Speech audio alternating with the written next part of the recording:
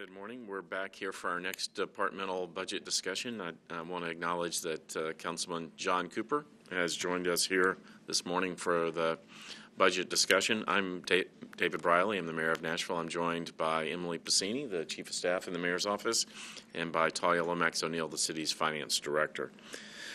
Before I jump into this year's budget, I just want to do a little recap of last year's budget process.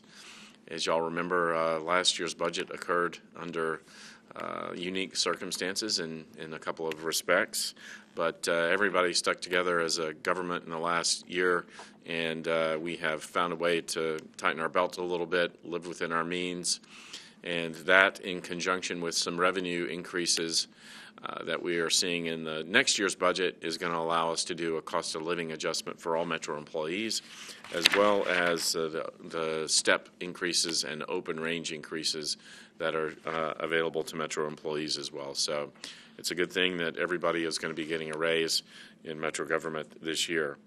Our next budget discussion is with our Fire and Emergency Management Director, Chief William Swan.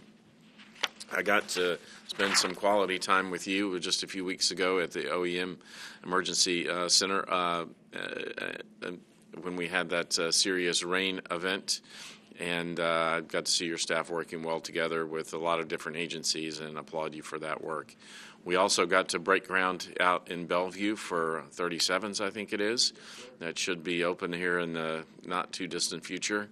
And I think we're going to break ground for 32s in a couple in just a couple of weeks in Hermitage. So those are both good steps forward for the department. And with that, I'm going to turn it over to you if you'll introduce who is joining you today, and then I'm sure we'll have some questions at the end of your presentation. Absolutely. Well, to my right, I have Leanne, who's a finance officer who handles all our finances with the Nashville Fire Department. And my name is Will Swan. I'm the Director Chief of the Nashville Fire Department. I appreciate the opportunity to come this year and bring forth our budget. I want to also take a moment to thank Talia, our Finance Director, and Emily Piscini, and also Marcus for actually working throughout this year, and for you, Mayor, for your leadership. And again, we thank you for the 3% that's going across the board. I know all the departments appreciate that, and we do as well. I also want to take time to publicly acknowledge and thank all the men and women that work for the Nashville Fire Department. We're one big family, no matter if it's fire, EMS, or training center, the fire marshal's office, our facility maintenance, to our support staff and logistics. Everybody does just an outstanding job, and I'm just honored to be the chief of this great department. So I want to acknowledge their hard work. And before I move forward, my vision for our department is to be a well-trained, progressive, and respected fire department, continue to be committed in promoting inclusion, equity, and respect, creating a safer community through prevention, preparedness, and effective emergency response. We're glad to be here today to, of course, go over our budget. But real quick, I do just want to mention some of the great things that we've done throughout since we were here last year. We have a lot of organizations that give back to the community. One of them is our Blaze, our mentoring program. They go to the 12 inner city metro schools, and they donate their time to volunteer these young men and women. They've already donated up to 100 volunteer hours, so working with metro schools has been a great ordeal for us. BLAZE stands for Breaking Limitations, Accepting Zero Excuses. Our hockey team have been great ambassadors, not just to the fire department, but to Nashville, period. They have raised thousands of dollars and donated to various organizations, and they've partnered with the Nashville Predators. We have our Chief C Foundation that give scholarships not only to our recruits, but also to high school students that want to further their education in fire science, EMS, or paramedics. We've hosted 2 world-renowned expos, Firehouse Expo and EMS World Expo. They've brought thousands of people into Nashville from all over the world. We was honored to do that. And then, Mayor, I want to personally thank you. You touched on it at the beginning. Even though we were in tough times, We were able to graduate Battalion 79, which was 26 recruits, was very much needed. We also made 46 promotions within the department that helped secure our leadership. And as you mentioned, the groundbreaking on both of these new rebuild stations, 37 in Bellevue, and then as I mentioned, we'll have something set up for Hermitage in 32. So thank you very much. And as we're looking at our budget, the good news is that we are going to come in budget FY19. We'll meet our target savings and come within budget. We've done this in no small feat by reducing the minimum staffing to help with the overtime. We've also, with that graduation class of 26, helped out tremendously. And then our administrative staff, in lieu of overtime, they'll ride twice a month to help out with that situation. So, looking at our budget request for this year, our total budget request is $8.4 million, and due to time restraint, I'm just going to touch on 5 of these items. And even though I'm touching on these 5, all of our requests we feel are very necessary for our department to move forward and to be an effective department this year. The first thing I'm going to touch upon is asking for 20 additional firefighters. When we look at our fire suppression numbers, we know those numbers have been down over the past few years. In order for us to be a more effective and better fire department, we have to move those numbers up. I am looking at it more so like a 3-year objective to get to my full max staffing. So I'm asking for 20 this year, and what that will do is reduce the number of pieces of equipment that we have to send on the scene in order to manage the scene and also to be in compliance with the OSHA regulations 2 in and 2 out rule. It'll also help us with our overall staffing numbers to decrease overtime. We've seen a 43% increase over the past 6 years when it's a combination of overall calls. I want to draw a quick line. What is a firefighter / first responder? Because I feel like there's still some confusion with the public, and other people always ask about this. When you look at what a firefighter is, they're not only respond to fires, which are damaging and destructive to property and personnel, but they make medic calls, natures of unknown, suspicious, meth labs, specialty calls. Every time 911 is called and the fire department is dispatched, you're going to have a fire engine in a fire truck and possibly an ambulance if it's a medic call. So the importance for these firefighters are just at a point where we cannot ignore it and we need to address it. So my request will be $1.5 million. This will, again, beef our numbers up to 20. Staying in line with fire suppression, we also want to look at our training center. Our training center is responsible for giving in-service to our 1,200 plus employees.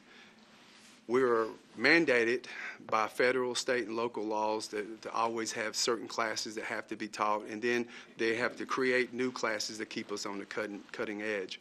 So we're asking to restaff our training center with 6 training instructors at a cost of $562,300. That's line item 6 for you guys. And this will put us back to where we're not pulling from our field staff. Because again, every time we pull from field staff, it pulls our overall numbers down, and we have to backfill that with overtime. Shifting a little bit to our fire marshal's office, we're asking for 3 additional fire inspectors, and there's no the need for me to express the growth of the city. I know everyone does that because the magnitude of growth is just phenomenal. The fire marshal's office do inspections, and they have increased 45% since last year. And the short-term rental inspections have increased 65%. So they have done, at this year to date, a little over 2,000 inspections. So these 3 fire inspectors would help out tremendously with being able to absorb all of the inspections that has to be done. I want to now shift a little bit to our EMS side. Our EMS medic calls, as I stated early, the combination of calls have increased tremendously over the last year. A combination response have been 130,000 overall with fire and EMS. So we're asking for, on the EMS side, we're asking for 8 additional staff members for our EMS, and we'll break it down with 4 paramedics and 4 EMTs. And what this will do, we will put one paramedic and 1 EMT per shift. They have 4 different shifts. And this will help with absorbing the paid family leave, the acquired leave, and also attrition. We just don't have any flexibility on the EMS side. It will also help free up our EMS captains where they don't have to ride on the ambulance. We can actually put them where they're able to help with training and also respond to like obvious death calls where you normally send an ambulance. We can just send that EMS captain and it wouldn't tie up one of our med units. We're looking at asking, and that cost will be $633,800. And then looking at line item 3, our medical supplies, we're asking for $1.8 million because over the past 8 years, the number of med units or ambulances have increased 50% to a total of 28 now. Transports increased 30%. We do an annual transport of almost 72,000 a year with no medical, but we have not had the funding to help staff these med units. When we talk about keeping them staffed, that's just like your one and dones, things like EKG pads or Band-Aids or to the more complicated drugs that we use. So to staff that properly, that would be the amount that is needed.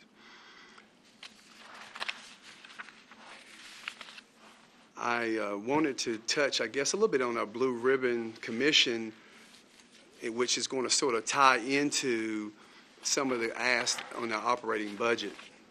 When we looked at the Blue Ribbon Commission, we were very happy that we were able to put on paper for others to see some of the ideals that we already had and some of the things that we've been experimenting with within the fire department. We broke them down to where we have cost savings and what we call revenue possibility increases. We felt like if we could do a fee study on our EMS transports, we haven't done one of those in about 5 years, so we feel like we could do another study to see if we could generate any more revenue there. Also, we teach American Heart CPR training to metro and non-metro agencies, and we felt like if we could do a study that would fully analyze what we're doing to see if we could provide any possible revenue with that, with our AHA CPR training. The other item that we talked about was our fire inspectors. To sort of help support the need for these 3 individuals, we felt that the short-term rental inspections and re-inspections have gone up 65%. That's an area where we do feel like we could generate some revenue by being able to do that. Cost-saving opportunities under the Blue Ribbon Commission, the 20 additional firefighters, again, I cannot stress the importance of having these individuals that we can actually move up our overall staffing. It would reduce those number of pieces of equipment that we send on the scene and be able to meet the 2 in and 2 out OSHA regulations. We get asked many times, well, why do you send so many pieces of equipment to the scene of a fire or unknown substance? Most of the time, it is to meet the OSHA 2 in and 2 out, but also is to manage that scene. We don't necessarily need the equipment, but we have to have the personnel off of that equipment just to have enough to be able to take care of the scene that we're dealing with. And anytime we send or respond dispatch equipment on any type of call, there's always a possibility of it causing some type of incident, even in the response. And then you're shifting equipment from one zone to another. So again, this would help us reduce that the 8 additional personnel for EMS. As I stated earlier, we would break it down with 1 paramedic, 1 EMT per shift, and this would help reduce the overtime and help absorb the attrition and help us tremendously with being able to just be more efficient. The last thing I will go over will be our first responders in UTV overtime. Mayor, I know you're very aware of the downtown activities and how crowded and congested that is. So we're suggesting that we use our current UTVs. We want to use it seasonal. We're thinking if we can use from April to October, we would staff those UTVs along with our fast cars from Broadway at 1st up to 5th. And what this would do would help us be able to manipulate and maneuver around the crowd and also be able to give medical treatment. And then we would set up a staging area for them to transport the patient to a med unit or ambulance for transportation. And of course, the UTVs that we have, they're basically are set up to be able to have not just the EMS aspect of transporting patients, but also simple fire capabilities as well. I know I went through this pretty quick. Again, and I'm open for suggestion for questions, but I do just want to add, I know that the budget, I just went over those top 5 things, but again, all of our budget requests are very important for us to be effective moving forward to FY20.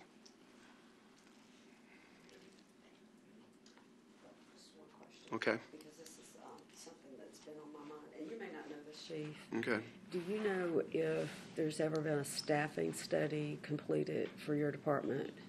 Yes, at one time. How long ago? How old is that? I think it's 5 years old. We have a maximum staffing, and also we had the what was the other one? Deloitte. Yeah, the Deloitte study and the maximum staffing study, and we'd be delighted with getting another study done. How long ago has that been? It's been, I think it's 5 years.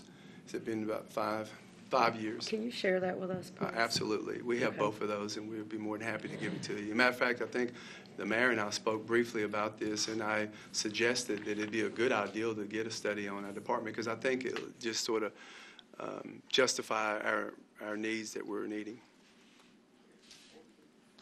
I had a couple of questions. On the revenue side, there's one line item, EMS Medicaid Supplemental Program, where the revenue goes from $1.1 million down to 0 this year. What's the cause of that? We're waiting on the state legislation and authorization for that program to continue next fiscal year. Currently, we don't have a firm guarantee that it will continue. We're hopeful that we will get that before you file. Okay. And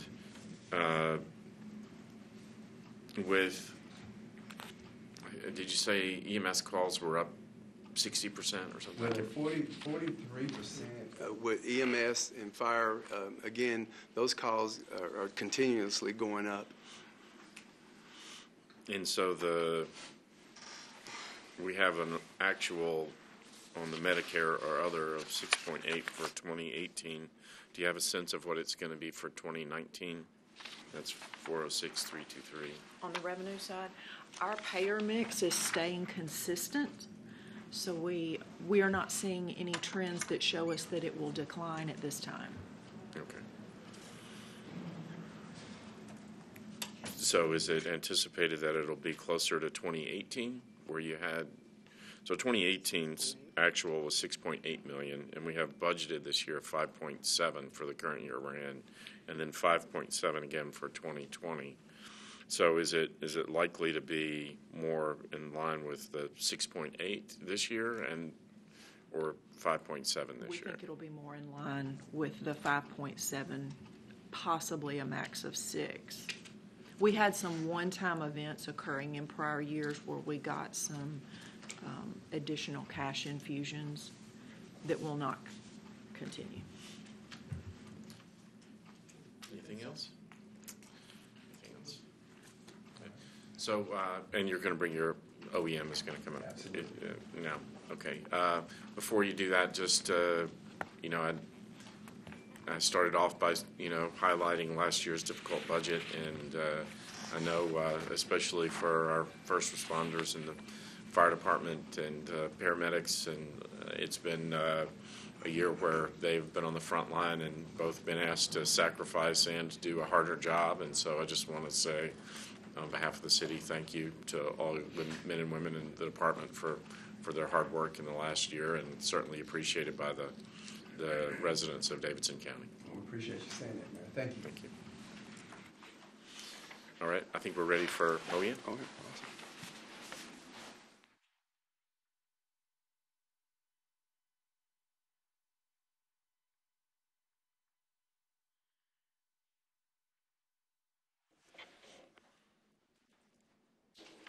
And then ECC, and then we take a break. I'm sure I don't really have much of a break.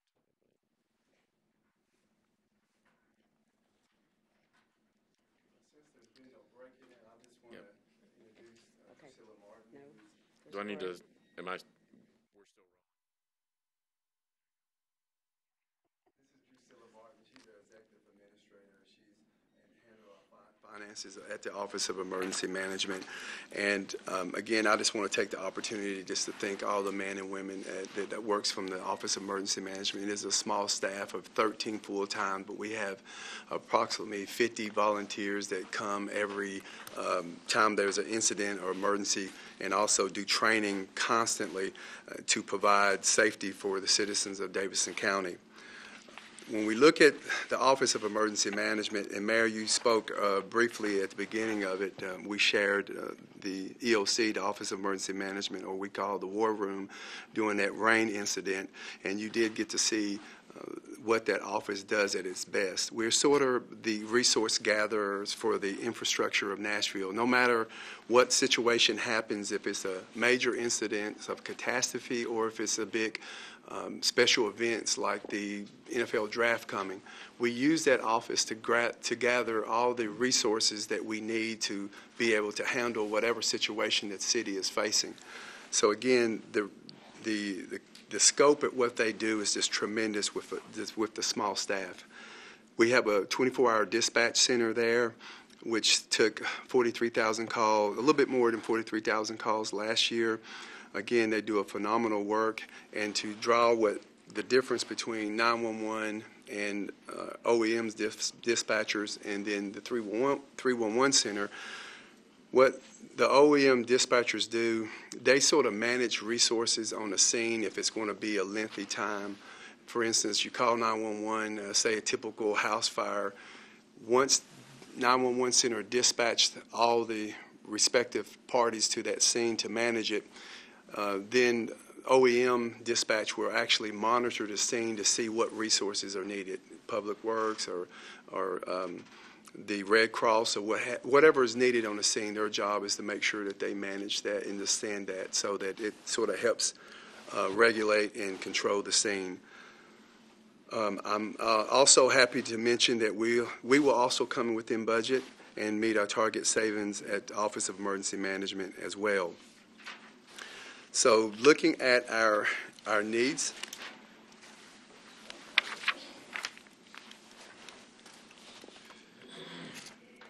we are actually looking at, when it comes to the needs of the Office of Emergency Management, we're asking for our total, our sirens that we have, our tornado sirens that we have that sort of protects Davidson County and announces where there may be a tornado. We've had a line item transfer from ITS office. They used to manage the maintenance part of the service of these sirens.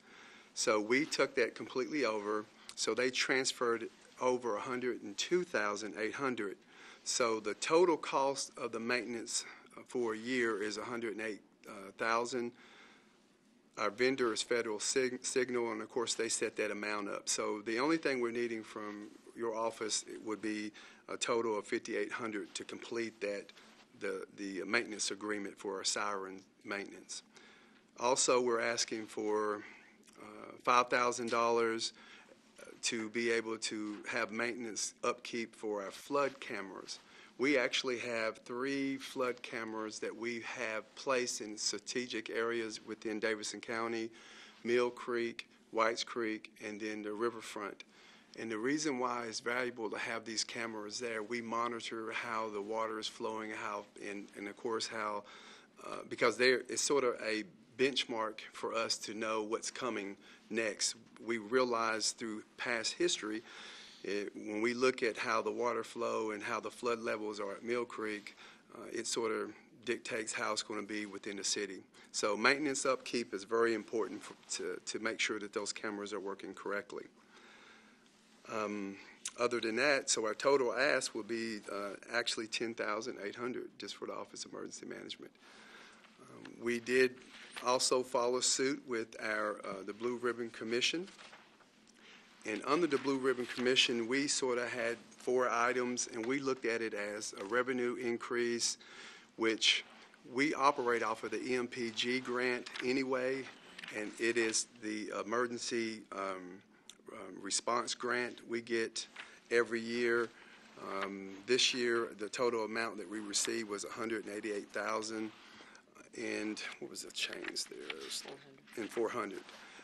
So we're going to constantly be looking for grants, no match grants, so we can in order for us to keep our office running smoothly with no incidents. Some cost avoidance, we have 2 of those, and it sort of goes right along with what we're asking for in our budget this year.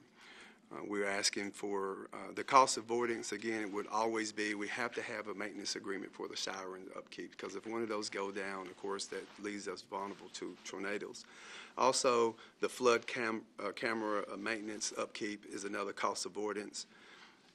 And those, actually just 3, I'm sorry. So those are the things that are asked, and also the Blue Ribbon Commission. And I'm open for any questions. So, Chief, we recently announced we were going to do some money in the 4% to upgrade our tornado warning system. I'm just curious if you could talk a little bit about what changes will take place with the new Polygon system. Oh, yeah, absolutely. I'm glad you brought that up. I know that's our 4%. And this is not operating budget, but this is a great thing. We want to thank the mayor for actually supporting us on this, and we know that Councilman Rosenberg was very instrumental with this as well. But the new system, the system that we currently have is what I consider a safety blanket. That means that no matter where in Davidson County a tornado is spotted or possibility, the sirens go off everywhere. So the concern is that the citizens would get sort of numb to that, because you're in Madison, but where the tornado is at, but you live in Belmead or Bellevue. So the thought was going to the new Polygon system, which would be more so directed to whatever zone that the tornado was in. That's where the sirens would actually go off. But this does come with a healthy cost. The total cost will be a little more than $1.7 million. And I know we've already received $500,000 that's in our 4%. And what that's going to do is take our current 93 poles that have the warning signals and update them. And then the rest of the funding, I understand, will get either 4% or capital. And so hopefully through this year, we'll get the whole conversion of the system. And I think it'll just be more friendly. It also will line up with the National Weather Service, which we use in all our incidents that sort of help guide us and lead us at the Office of Emergency Management. So again, we're very excited over that, and we appreciate your support with helping us be able to move us to where we need to be when it comes to the system. Well, again, thanks to all the staff at OEM and the professionalism that's demonstrated there every day, and I've seen that firsthand in the recent weeks, and so thanks for all the hard work, and hope you'll convey that back to your team. We do every day. We thank you, Mary. Thank you. Thanks, Emily and Talia. Yeah.